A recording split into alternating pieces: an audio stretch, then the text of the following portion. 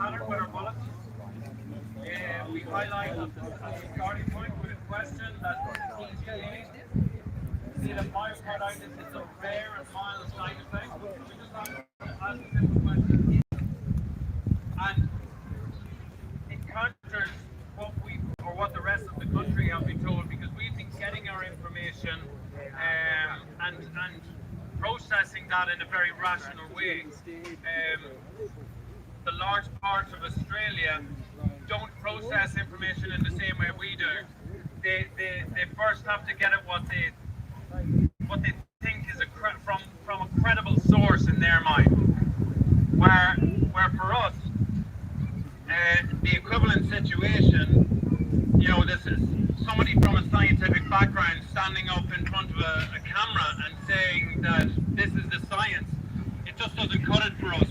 We live in the real world. We need justification for what they're presenting in order for us to make decisions around it. So with the myocarditis bulletin that we presented, we related to two associations in the US. One of them is the Myocarditis Foundation, the other is the Heart Transplant Foundation. And we look at their statistics from their investigations over the past 30 years. And each of those associations individually say for myocarditis that 20% of all sudden deaths in young people can be associated with myocarditis. And then the Heart Transplant Foundation, that after an acute case of myocarditis has presented, that person within 2 to 5 years has a 50% chance of needing a heart transplant. And this information is available way before the last 2 years when all of this hit the fan. And it goes completely against what the TGA are saying, and it just goes to show how corrupt this institution is. And we know from other research that it receives between 90 and 96% of its funding from the companies that it's supposed to police. There's a real problem there that we need to highlight for people. But within that bulletin structure, we reference all our information. We go through a very strict process in reviewing that information. Make sure we're legally sound in what we're saying, that we quote everything exactly. We don't go 85% when it's 84.9. We quote it exactly as we read it from the reference article. And then within the bulletin itself, there's automatic functions that we make it easy for people to share that information. So you press a button that says send to your elected representative, and it comes up with your email, whatever email system you have on your device. You put in your postcode, and then it populates your email with every politician associated with that postcode, every state premier, every health minister in the country, Greg Hunt, Scott. But so that's an introduction to how we started the group. But from there we've taken it up a notch, because ultimately sending this information to politicians, we know that they're not really going to do anything. And reads the first page of the legal letter. The first thing they read is that we believe this information is now in your possession. If any of this happens in your school, we, and more importantly parents, can consider you negligent and personally liable. And the way we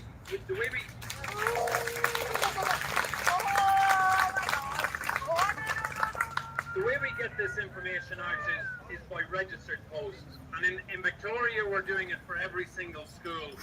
So that's about 2,300 schools. It's the only thing that we're raising money for. So I will have to ask everybody here, if you can donate, and go to the website, skipaustralia.org. We've got a donate button. We've got about $19,000 out of $24,000 that we need. because the booklets and documents cost $2.90 to print. The package costs $4.40, but $4.75 for registered post is really killing us. But that's a process that we have to go through. Following once we that's in final review at the minute. We'll get that tidied up to make sure it looks smart over the next 3 days, and then Thursday next week that's going to the printers. So before the school term starts in Victoria, this booklet will be in all of our children's schools, and that's private.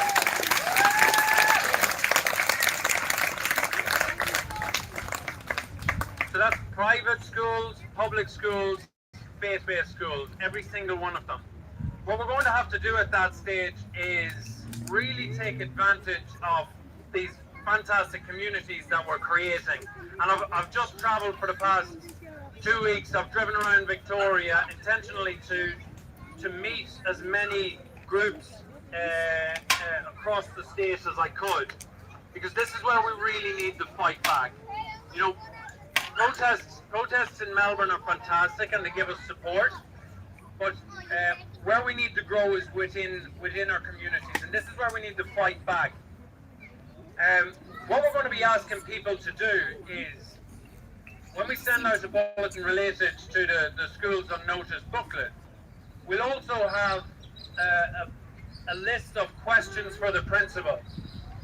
And from that, we're going to be asking parents in your community groups to role play situations with your principal.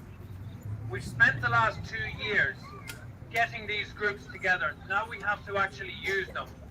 This isn't 2020. It's not 2021. We're now established and we're ready to fight back. So we have these.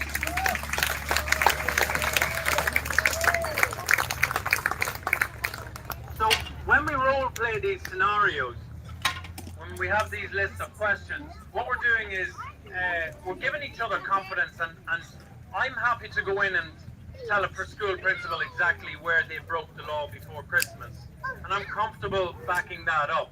But others aren't, and we need to be able to work together to get everybody to that standard. It's also we need to close that loop. So we'll be asking every parent to go into their school, arrange an appointment with the school principal, and if you want to take all of this information will be up on our website. You can print off a copy of the legal letter, print off a copy of the booklet, and go in to your meeting and say, just in case this accidentally fell into a bin, here it is. We know you have it. We've got a registered post number, and we'll have the database up on our website to verify that these have been delivered to every school. And the first thing that we'll want parents to do is sit down and say to that school principal, do you remember before Christmas when you didn't let me into my school play? Well, here, in the open directives, the open premises directives of the Chief Health Officer, here is what I was entitled to. And it said that all parents could attend end-of-year events. It didn't say anything about indoors, outdoors, masked, unmasked, jabbed or unjabbed. And you practice this in your own place, and you say, this isn't going to happen in 2022. You broke the law. You are following guidelines from the Department of Education and Training, and they do not make laws. And I don't give it.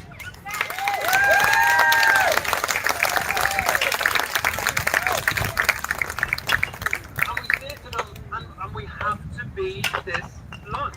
We say to them that I don't give a shit whether you're instructed by the Department of Education and Training to do this. If you put that indoors, that's your problem. This is what I'm entitled to. And that's the way we approach it. We say, this is what we are allowed to do. You have rules to work around. You do whatever you want, but we are doing this. And if that happens again, the police are going to have to throw me out. And they're going to have to show what law has been broken. And And this is what we practice. We need that strength. I was really interested to hear with the common law group that were talking afterwards, and I want to talk to you afterwards, because I've encountered over the past 2 weeks established common law groups in Mildura, Rice, Frankston, Geelong, and Sale. So I'm going to put all of those groups in contact with each other, so that they can share their resources. Maybe they can work on separate things, and we because we don't have the time to actually double up on things. If we're exactly, we put each other in contact and we start working together. Which leads into probably our next biggest initiative, and we call it our council discrimination or council initiative. And again, it follows from a bulletin that we put up on the website that outlines how we believe councils are falling foul of the Victorian Discrimination Act, as well as being derelict in their duties for the Local Government Act. And what I'm referring to here relates to statutory law. And in my mind, when I do that, we've absolutely no ambition to take this in front of a judge. We don't believe that's going to be beneficial in any way. In my mind, fighting through statutory law is all about operating in their world to put them under pressure. And then on the other side, we use common law groups to fight for us and what we need, and to build what we need. So our council initiative is about, it's a twofold plan of putting councils under pressure and at the same time growing our communities. We use up there again in about a week or so, Healesville, Fernsale and Sale.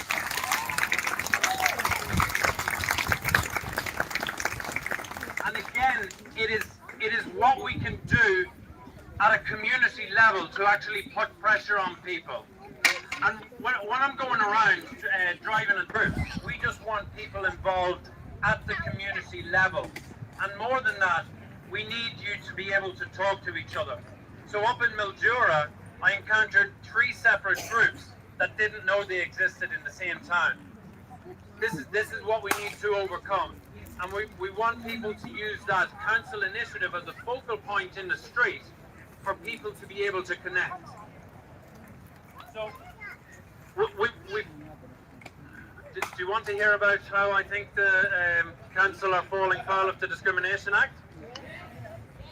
So, at no stage in this process have the show directives or now the pandemic bill superseded or made obsolete or redundant primary statutory acts like Local Government Act, Privacy Act, or Discrimination Act.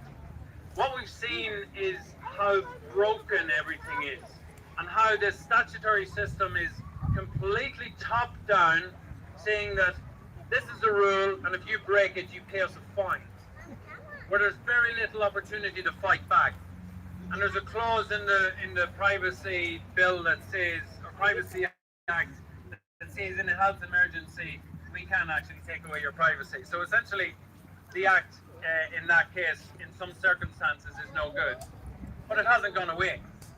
And absolutely no police officer or nobody that I meet that asks me for either a status of my vaccination or an exemption will ever get my private medical information. And you have to put it in these terms, that, and this is where learning common law comes in. Even if you don't learn anything that you can actually use in your day-to-day life, or there's so much information you can't process it, what you're doing is building up that strength to fight for yourself. And for you to be able to say that in that situation, hold on, an exemption or that status actually is a binary reflection, 1 or a 0. Do I have a medical problem with my body that says I can't get a jab or I can't wear a mask? No, you're not entitled to that. And I don't care what your interpretation of the Privacy Act is. It has never gone away, and I'm allowed to interpret it for my benefit. This is, again, the way we approach it for 2022. We stand up for ourselves, right across the board. We're not on the back foot anymore. And then for councils, when we point out things that, like, for the Local Government Act, that every councillor put their hand on a Bible and said, I will uphold that Local Government Act, which states that all services and facilities will be provided to the community in an equitable manner, regardless of circumstance. That's what they agreed to, they swore an oath to it. They also said that they might be able to, or that they would do their best by the community.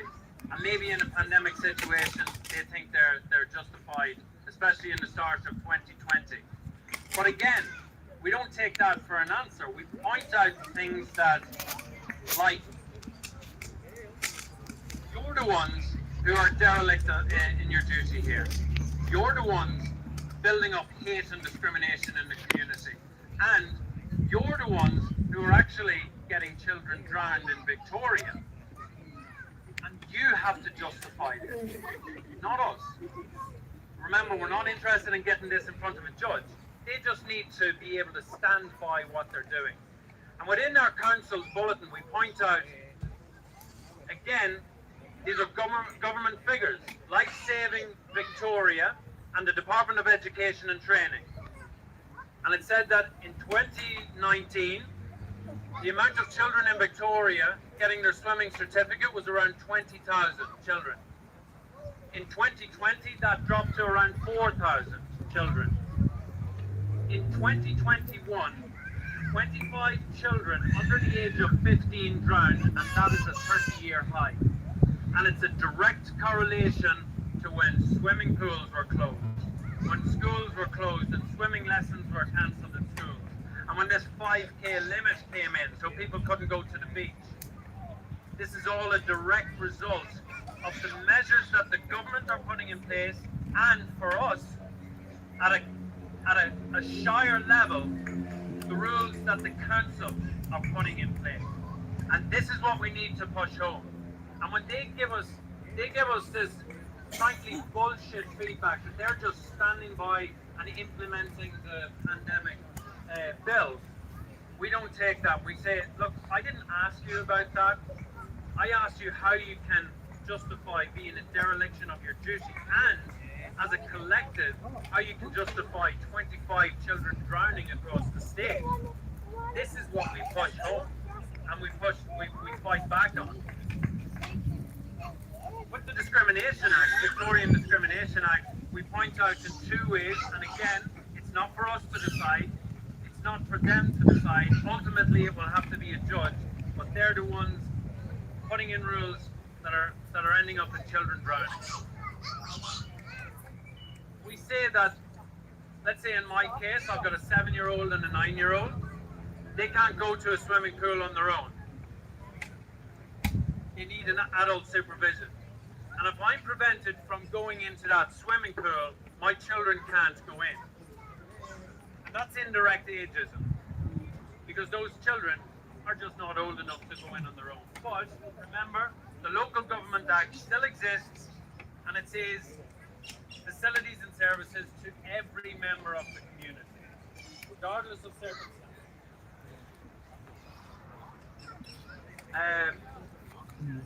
The second way, I actually love this. When I saw the Victorian Discrimination Act and how it actually differs from every other discrimination act in the country, it has in the list of protected attributes, and protected attributes are things like disability, age, race, gender. In the Victorian Discrimination Act, they've got an additional one called physical features. And in my mind, it's things like maybe bloke with a goatee beard over there. People don't like goatee beards, they don't give them a job. Somebody with tattoos on their arms, or a hoop earring, something like that. But they break it down further in the Discrimination Act, and they talk about bodily characteristics, but they don't give any examples of what that might be. It's a really floaty term. And what we would say is very arguable. When you think about what that swimming pool or library are asking you for when you go up to the door and they say, show us your double jab pass, they are looking for confirmation that within your body you have antibodies that have been generated from a very specific mRNA vaccine. They were manufactured inside your body, and that's a bodily characteristic unique to you. So if they turn you away on the basis of you not having those antibodies, they're discriminating on the basis of bodily characteristics. Now, over the past 2 years, they've been able to get away with, under the show directives and now the pandemic bill, that there's a health and safety clause that says for the better of the community, or when it's a health emergency, they can discriminate. And this is where councils all over the state are shooting themselves in the foot. Because the way they're introducing community sport says there isn't a health emergency. So my example, I'm the president of the Snooker and Billiards Club in Castlemaine, and I'll be saying to my members that your medical information is none of my business. But when somebody comes, all I can do, or everything that I can do in regards to community sport, is I can open the door to new members or old members. Next week we're starting community competitions again. I can play in those competitions without any proof of double jabs. I can referee games. I can be a spectator. The only thing that I can't do is go to that club and practice on my own. So this, when you think about what that actually means, they're saying two things. They're saying that firstly, we want everybody to still join in together. There is no health emergency. And that secondly, they're only preventing those people from using a facility. Nothing to do with health. If it was a health emergency, it would be completely the opposite way around, and we would only be allowed to go there on our own. So now we say to the councils and the councillors that because through your actions, you're the ones saying there is no health emergency, you're not covered by the Health and Safety Clause, and therefore you're falling foul of the Discrimination Act in 2 ways. And this is what we let them know. We let councillors on one side know in a different way. We contact the incorporated side in a different way. We give councillors a way out because ultimately they have stood up to do a job, and it's a thankless job often, and they get full accountability for the council. And we say that you would be perfectly entitled to say, because I swore that oath to the Local Government Act, and because I didn't swear an oath to the pandemic bill, I'm going to go back to the other rules that still exist and say I'm not prepared to discriminate in my community anymore. This has gone far now.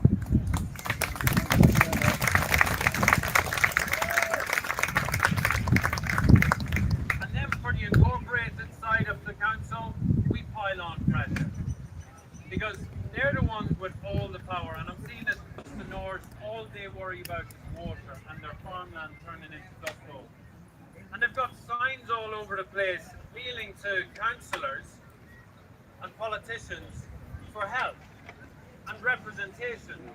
But they really don't realise that the incorporated side of the council are the ones with all the power. That councillors can't actually interact or are forbidden from interacting with the staff within council.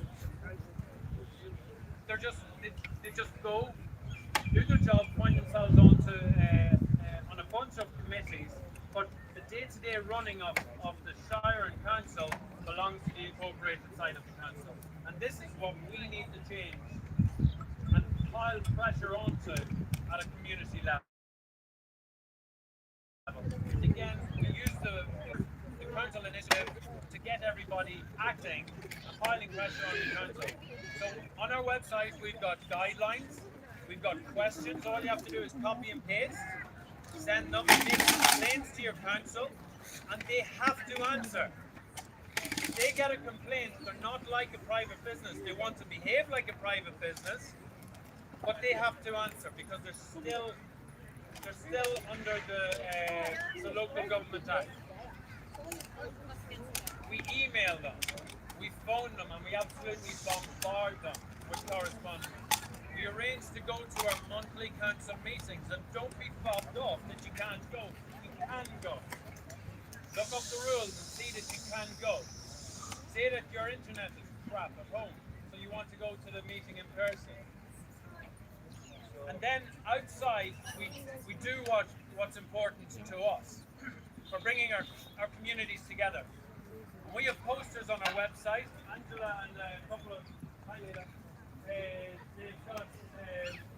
they've got a banner here in town, and we've already been protesting before Christmas.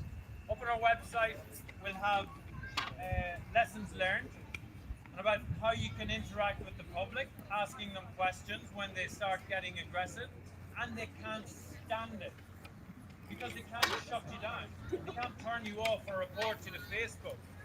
They might go into the council and say you can call the police on them, but you're standing in the footpath. They can't remove you. You're allowed to be there. But standing and protesting in the street is for us. It indirectly puts pressure on them, but it grows our community. And we've had people coming up to us before Christmas when we were doing it, saying that they were ostracized by their family. The last thing I want to talk about today is something that I've encountered right across the state, and I think I'm only able to do this because I've been down pretty much the bottom. My two children, we nearly lost them in 2015. Both of them got sick at the same time, and I went through hell. 7 weeks in the children's hospital, and it's just mental torture. But right across the state, what I've encountered is all the community groups. It's an 8-to-2 representation, female to male.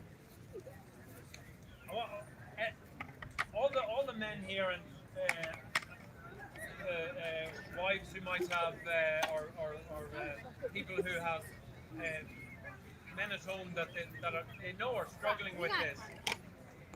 We want to just say that we've also got a health and well-being section of our website, and I'm putting together as many mental health supporters, not Beyond Blue because they're just going to tell you to get jabbed and shut up.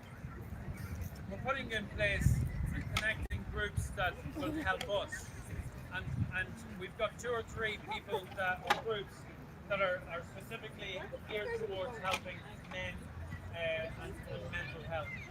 But when you see those people next, tell them 3 simple things for the next week. Tell them to turn off the television.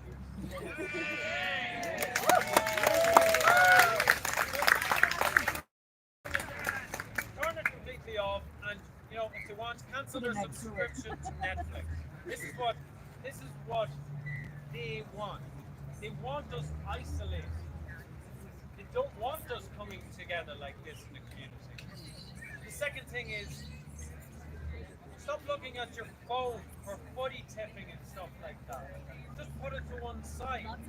And then the third thing is, come to your community group and find out how you can get involved.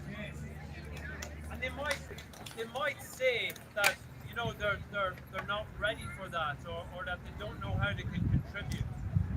But tell them that that's when they're at that low point, that's when we can actually really start to contribute, because you've already been through 2 years of shit. You've already seen that road. What you need to do is start putting that frustration, turning that frustration into action. from that, you have that simple equation. Everybody's looking for happiness. It doesn't work like that. That's the other side of the equal sign. What you do is you start putting meaning into your life. So we start coming together. It's not working? I'll just start that.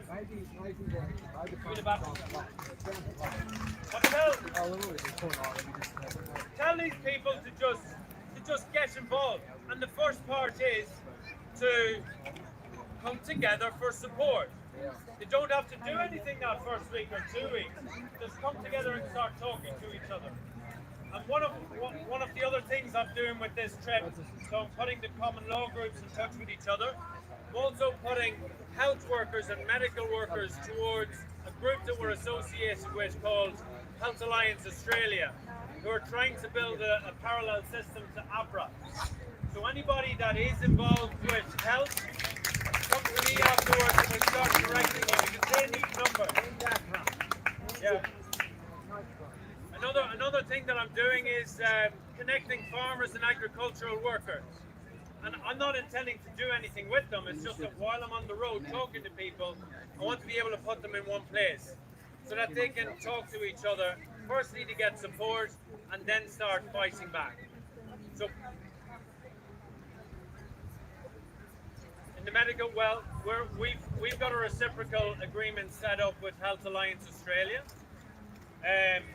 because we know that we're going to be getting lots of correspondence over the next couple of months, especially relating to children, and I can't cope with that correspondence.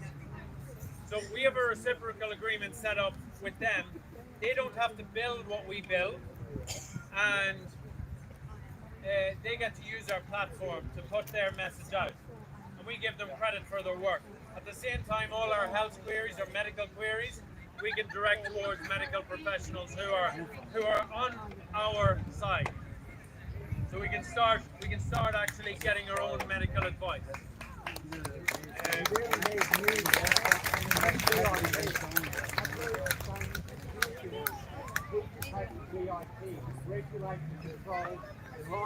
All these people work, and they're all enforcing everybody to be part of the experiment.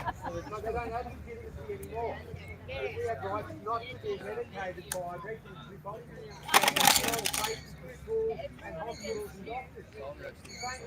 VIT is APRA, and they are sold out and corrupted. They are broken institutions. And what we do is, all we can do is, with Skip is, I personally can start putting people in contact with each other. With Skip, we're talking about the child, parent, teacher, school, community relationship. And that's, if we don't focus on that, we get pulled apart. It's got to be better than this, where they're actually doing nothing for their workers, and they're doing nothing for the children who are suffering injuries, and it's an experiment that's not even being tracked properly. They don't even care what the outcomes are. If there's damage, they don't really want to report it. So, the VIT and APRA have got to go. These institutions that are regulating our public resources are supposed to keep us safe. That's it. They're meant to keep us safe. So what are they doing? So we need new institutions that have legitimacy to make us safe from them. I'll give everybody a piece of hope. Every single community that I went to across Victoria, they're setting up their own markets. They're meeting with each other maybe once or twice a week. They're setting up common law groups. They're setting up support groups. They've got their own hairdressers.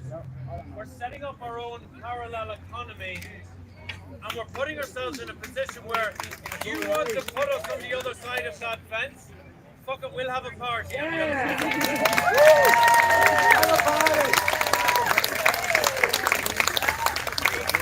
Thank you all for listening to a Crazy Irish Man on a Sunday morning.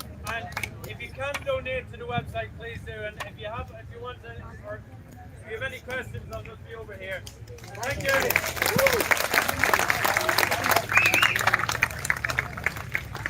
I'm just gonna go for a walk again. Have a smoke. I'll probably go live again soon as stuff happens anyway. See you soon. That beautiful lake. Look at that shit. Look at that shit, guys. It's fucking awesome. That is fucking awesome. He goes through some bloody drive-through for some American multinational franchise. Piss them all off. Yeah. Support your farmers. Support your local businesses. Join your local common law group. Stand united. Yes.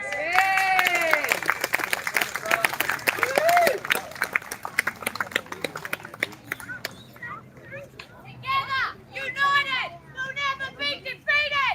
Together, united, we'll never be defeated. Together, united, we'll never be defeated. Together, united, we'll never be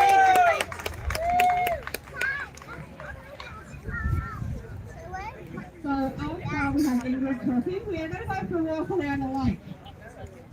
If you would like to, we'll have some signs you can grab and then walk around the lake. Yeah! Is going to talk to us about what is actually in these vaccines. Everyone, I had a liver transplant at the same time coronavirus came to our shore. So I was very scared until I started doing research, and then I wasn't scared at all. What's in these vaccines has been planned for a very long time. The patents are owned by Richard Rothschild, and the research goes back to 2002.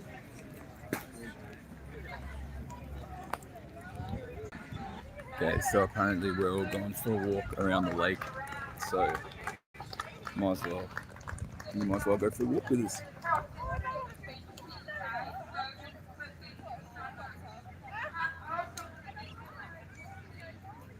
Such a good day. Surprised actually, like it's not huge, but honestly I'm surprised for Bendigo. It's a decent amount.